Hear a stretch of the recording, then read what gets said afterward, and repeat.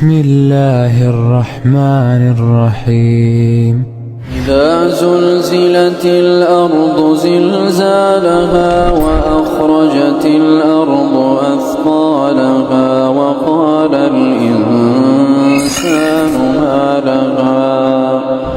يومئذ تحدث أخبارها بأن ربك أوحى لها يومئذ يصدر الناس أشتاتا ليروا أعمالهم فمن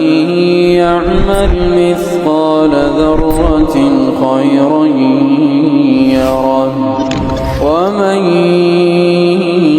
يعمل مثقال ذرة